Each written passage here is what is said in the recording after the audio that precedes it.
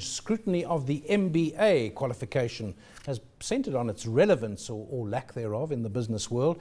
And there's been intense debate about whether the MBA's focus is too academic, whether management and leadership skills can even be taught in the classrooms, and what should it be classified as. Joining us for more insight is Graham Bloch, visiting adjunct professor at the Wits School of Public and Development Management, and Jonathan Cook, Executive Director of the Gordon Institute of Business Science.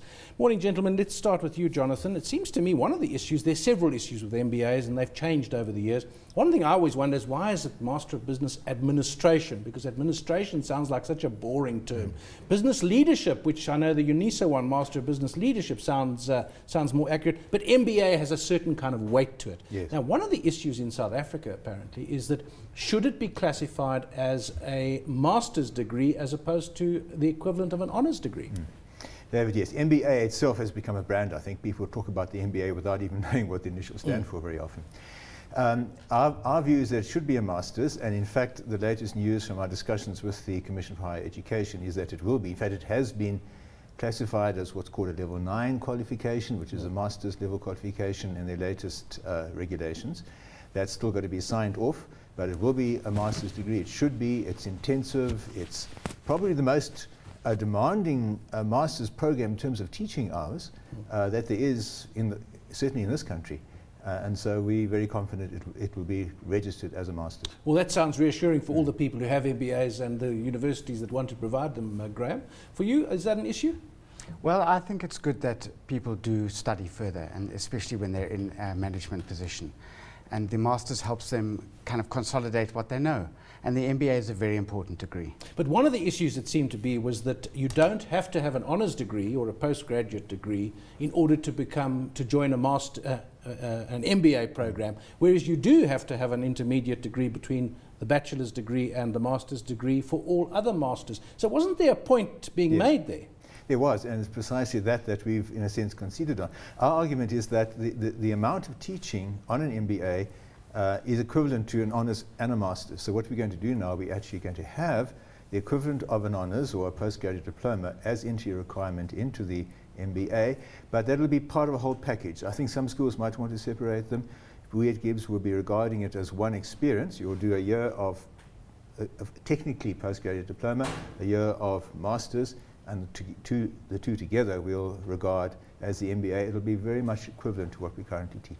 Now, Graham, you've read out at the beginning, one of your many things that you do is that you're attached to the School of Public and Development Management. That's a relatively recent addition to the Wits faculty.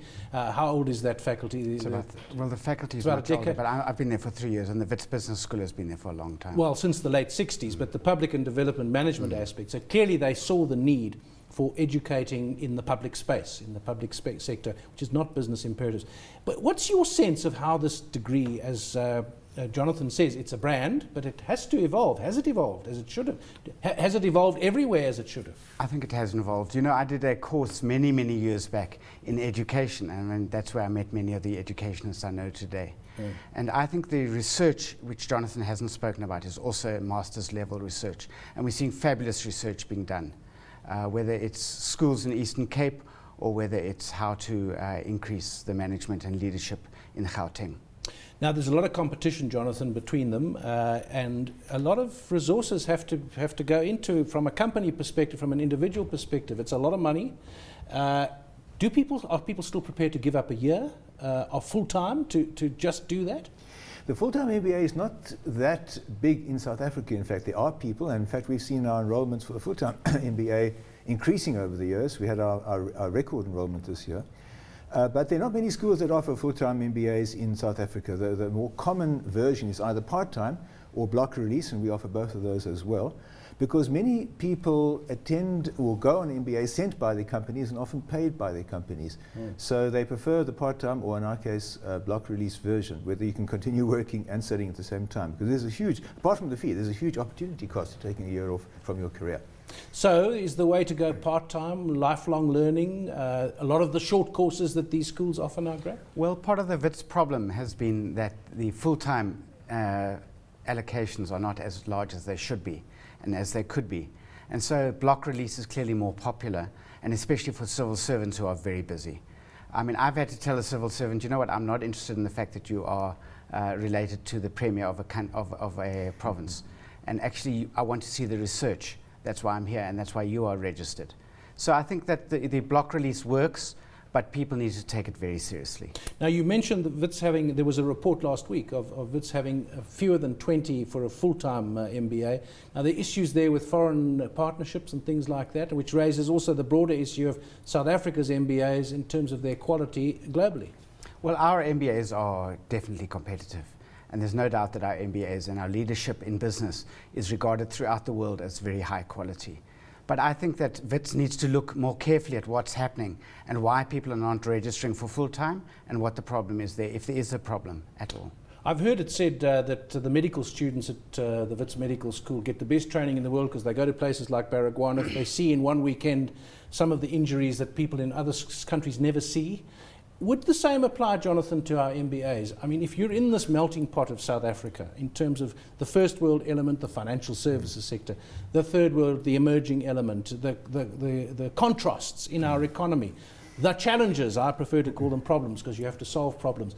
Are the business schools addressing themselves to this reality? Yes. And I suppose if you come out and you have, well, you're equipped to do business anywhere in the world. Well, exactly. I think South Africa and Johannesburg in particular is a great way to see the world. It's a great place to do business. It's a great place to do your MBA because you see the dynamic effects of emerging markets, and you see also the emerged, if you like, markets. And we teach our students to cope with businesses in both those contexts. And the standard of the MBAs in South Africa, I think, is pretty high. It's certainly world class, and you get good teaching. Not necessarily across the board in every school that offers an MBA in South Africa, but on the whole, good teaching, good research, and good opportunities, as you've said, to see business at work. And if you're doing it part-time or in block release versions, you are, of course, on the job as it is. I mean, the average age of an MBA starting at the Gibbs MBA is about 32. Yeah. So these are experienced executives, and we're helping them raise their game that next notch. One of the things I know that Wits and Gibbs do, but also other business schools, is to get executives out of Sandton. Yes. And to actually get them into the inner city and to get to where the real economy works, Graham. Look, I think that business in this country is, firstly, it's got to build partnerships, which you don't have to do elsewhere in the world. And secondly, I think South Africa is the last place in the world that believes inequality is wrong. And so business doesn't have a free ride in this country. And business is trying very hard to find its space, and the MBA is part of that.